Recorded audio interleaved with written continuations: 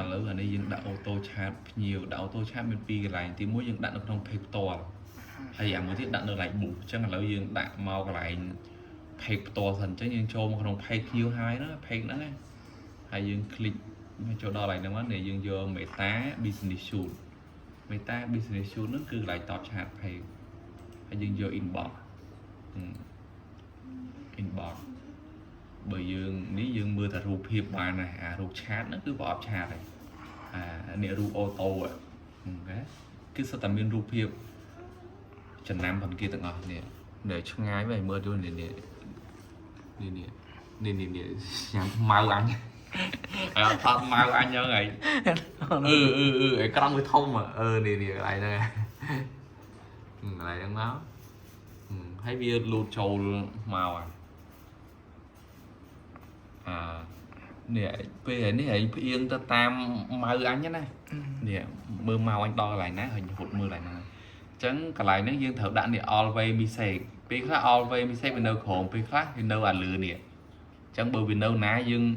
មកចុចនឹងសំខាន់យើងរកអក្សរហ្នឹងហើយយើង click edit ពីមកនេះ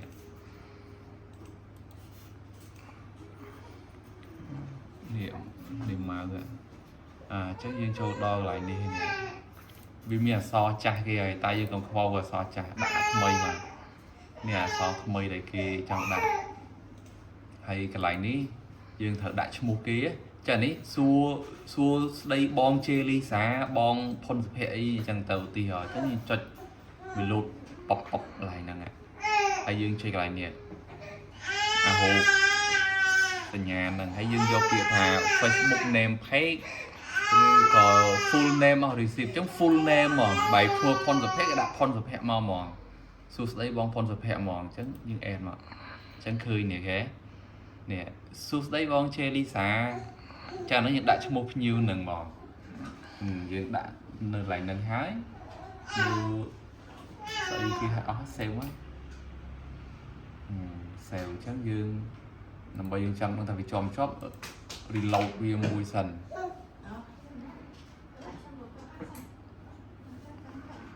ហើយយើងចូល edit មើលតើវាជាប់អត់អូខេជាប់ហើយវាអត់មានចេញញ៉ាស៊ូអីគឺ sticker អីគឺត្រូវទាំងអស់អញ្ចឹងយើងចុច cancel វិញអញ្ចឹងចូលមកកន្លែងទៀតវាមាន2កន្លែងអញ្ចឹងមកកន្លែងទៀតវានៅកន្លែងណាទេដើររកសិននេះ auto reply អញ្ចឹងគឺវានៅក្នុងហ្នឹងauto reply ហ្នឹងអញ្ចឹងយើងចុចមកមុំមានឃើញពាក្យ edit ចូលវាមកដើម្បី edit វាអានេះវាជាប់ auto chat ចាស់ដូរទៀត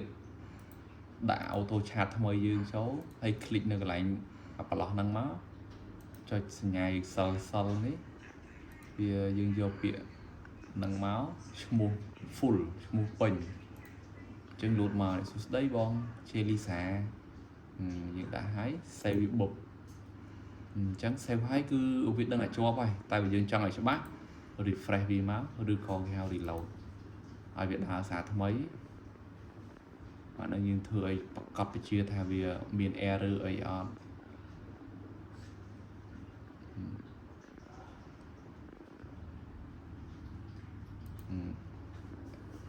កែសម្រួលវាមើលមក